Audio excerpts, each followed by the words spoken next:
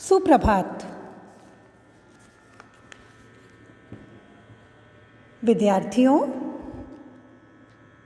पूर्व कक्षा में हमने पढ़ा था मुंशी प्रेमचंद के व्यक्तित्व और कृतित्व का सामान्य परिचय, साथ ही उनकी पूस की रात कहानी की पृष्ठभूमि को हमने जाना था। कहानी के मूल का पाठ्य मैंने आपको आपके व्हाट्सएप ग्रुप पर लिंक के रूप में भेजा था। विश्वास है कि आप सभी ने मूल कहानी को पढ़ लिया होगा। आज हम पूस की रात इस कहानी के महत्वपूर्ण स्थलों की व्याख्या करेंगे। व्याख्या के लिए हम जो गद्यांश ले रहे हैं आज वो है, आपके सामने बोल रही हूँ। हल्कू की पवित्र आत्मा में तो उस कुत्ते के प्रति घृणा की गंध तक न थी। अपने किसी अभिन्न मित्र या भाई को भी वह इतनी ही तत्परता से गले लगाता। वह अपनी दीनता से आहत न था जिसने आज उसे इस दशा में पहुंचा दिया।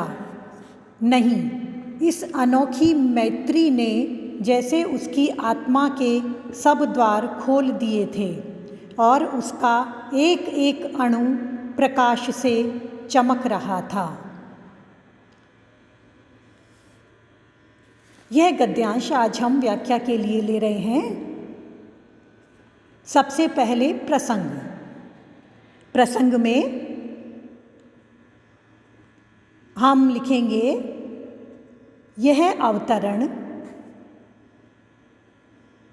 कथा सम्राट मुंशी प्रेमचंद जी की यथार्थवादी धरातल की श्रेष्ठ कहानी पूस की रात से लिया गया है। इसके रचयिता प्रेमचंद जी कहानी लेखन के धरातल पर किसान की व्यथा कथा को लिखते हुए उसकी वास्तविक स्थिति, मनः स्थिति किस प्रकार की है और उसके साथ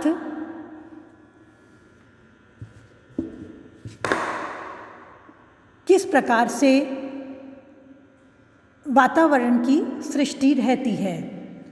इस अवतरण में कहानीकार ने उस समय का वर्णन किया है जब हल्कू अपने जबरा नामक कुत्ते को लेकर रात को खेत की रखवाली करने जाता है। हल्कू को खेत पर इतनी ठंड लगती है कि वह उससे किसी भी प्रकार से अपनी रक्षा नहीं कर पाता, स्वयं को सक्षम नहीं पाता। ऐसी स्थिति में निर्धन हल्कू जबरा को अपने पास सुला लेता है। उसकी समीपता से हल्कू को कुछ गर्मी महसूस होती है, साथ ही जबरा भी अपार आनंद का अनुभव करता है। लेखक इस अवतरण में हल्कू और जबरा की इसी आत्मीयता का वर्णन करते हुए कहते हैं। व्याख्या, हल्कू ने बड़े प्रेम और स्नेह से जबरा को अपने पास सुला लिया। वैसे जबरा के शरीर से बड़ी दुर्गंध आ रही थी, परंतु हल्कू को इसका तनिक भी अनुभव नहीं हो रहा था। वह जबरा कुत्ते को अपने हृदय से इतनी आत्मीयता के साथ चिपटाए हुए था जितनी व्यग्रता से शायद वह अपने किसी मित्र, भाई या संबंधी को लगाता। हल्कू जबरा को अपने पास सुलाकर ऐसे अपार सुख की अनुभूति कर रहा था जो उसे महीनों से प्राप्त नहीं हुआ था। मर्म यह है कि हल्कू ने अपनी आत्मा को जबरा कुत्ते में इतना मानो तादात्म्य की स्थिति तक पा लिया था कि वहाँ घृणा जैसा दूषित भाव स्पर्श भी नहीं कर पा रहा था। लेखक हमें ये है भीतर तक मानो टीस पहुंचाना चाहते हैं या बताना चाहते हैं कि हल्कू इस समय इतनी निर्धन अवस्था में है कि ठंड से, पौष मास की कड़ाके की ठंड से बचने के लिए उसके पास पर्याप्त वस्त्र ओढ़ने के लिए नहीं है। और उसकी यह निर्धनता और दयनीयता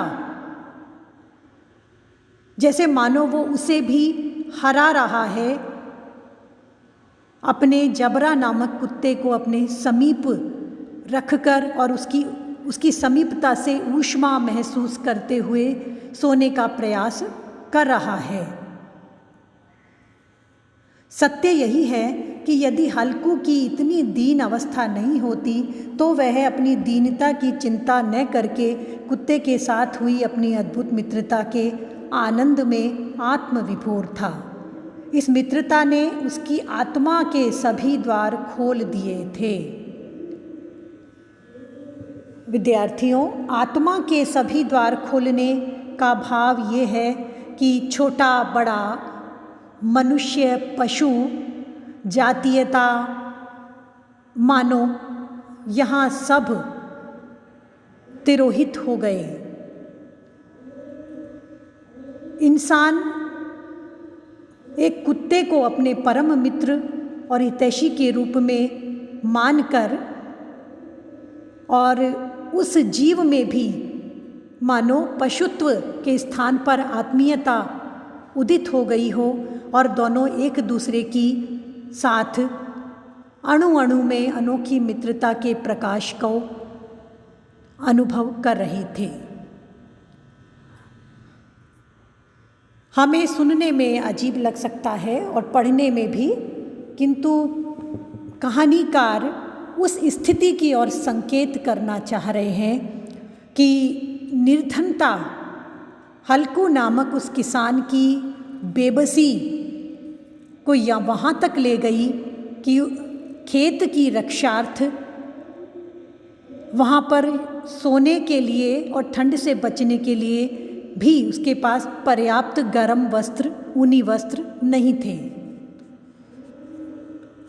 विशेष दृष्टि से देखें तो इस अवतरण में कहानीकार ने बड़ी कुशलता के साथ हल्कू की दीनता का वर्णन कर दिया है।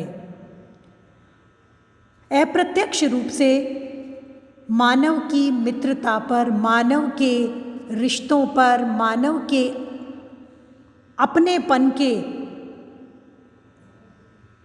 ढोंग को भी मानो उजागर कर दिया है। यहाँ पर हल्कू के चरित्र की उदारता, व्यापकता, विवशता, किंतु उसके हृदय की निश्छलता साकार हो उठी है।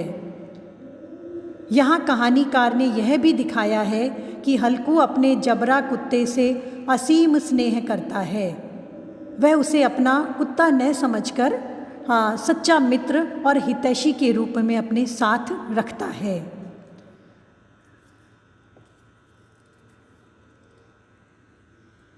भाषा सरल, सुबोध, साहित्यिक है, भाव प्रधान है, अभिधा शब्द शक्ति है।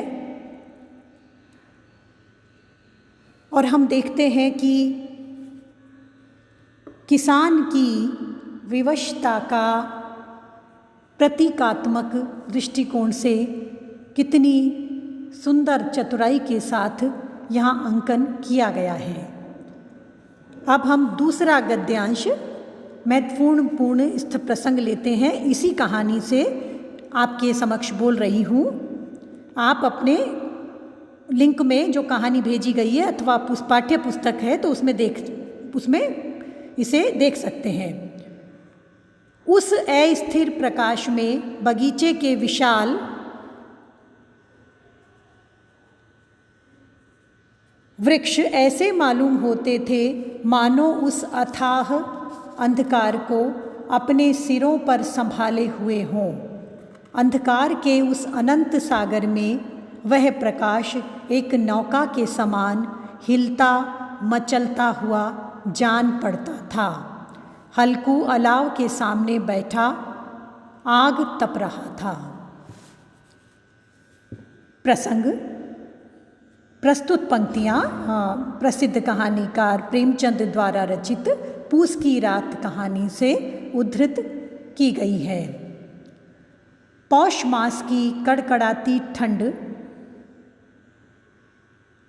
हम अनुमान कर सकते हैं कि खुले में खेत की रक्षा के लिए और वस्त्रों, पर्याप्त ऊनी वस्त्रों का अभाव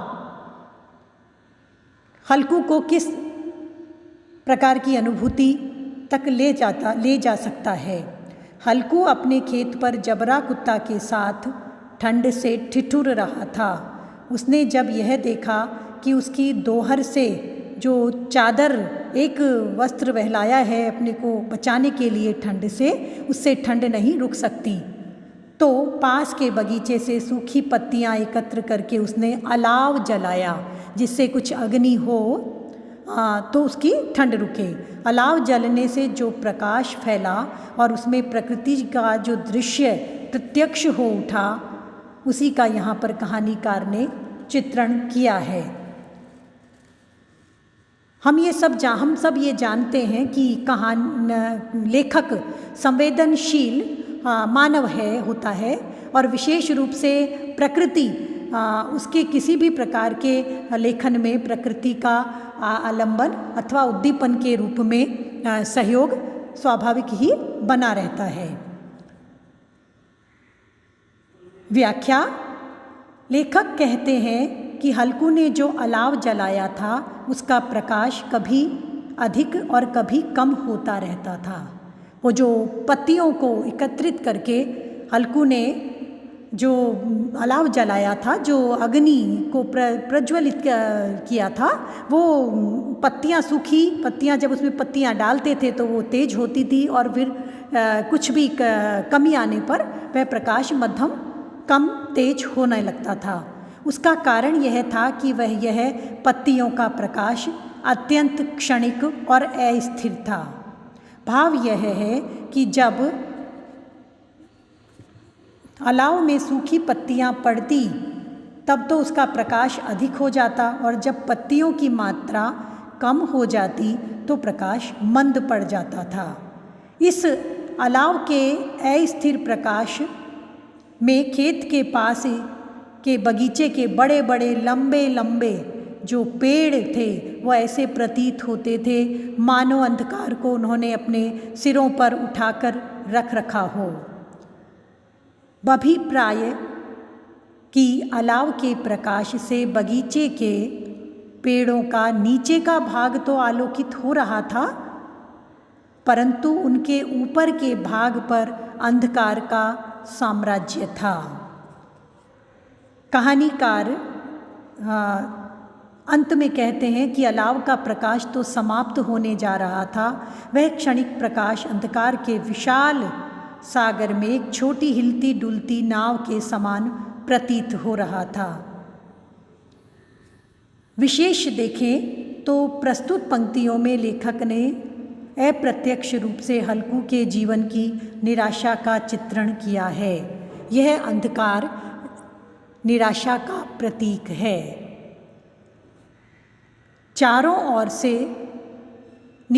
एक ओर से हल्कू ठंड से बचने की जद्दोजहद कर रहा है और अपना सारा श्रम जो उसे नील खेतों को चट करने वाली नील गायों को भगाने में लगाना था, और वह इसी उद्देश्य से घर से खेत तक आया था, वह उद्देश्य पूरा नहीं कर पा रहा था।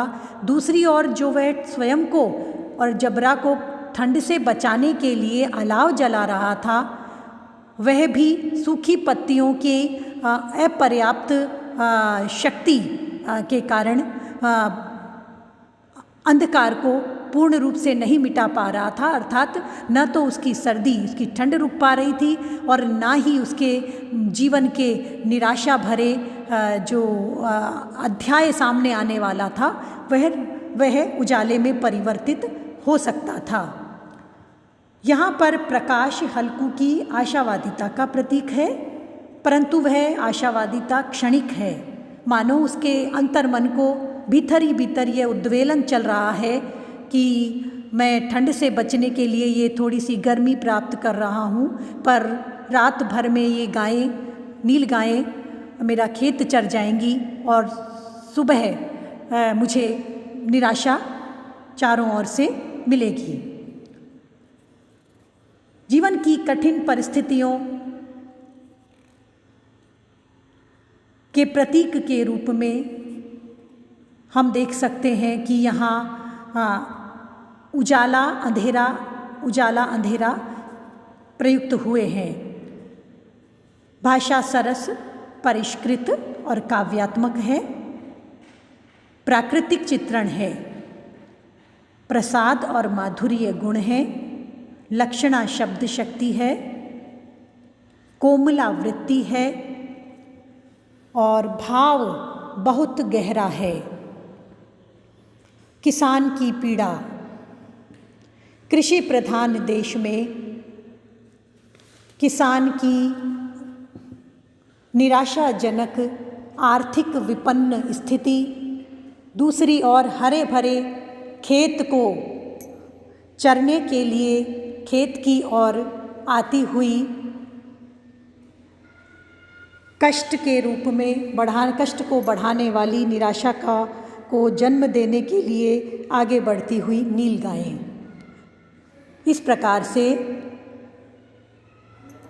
इन दो महत्वपूर्ण गद्यांशों के माध्यम से हमने यह जाना कि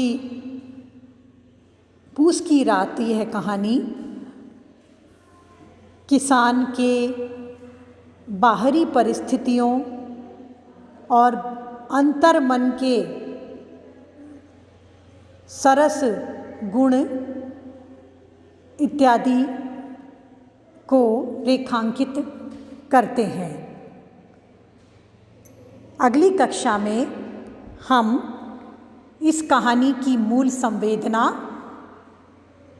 और कुछ प्रश्नों पर आपसे चर्चा करेंगे। धन्यवाद।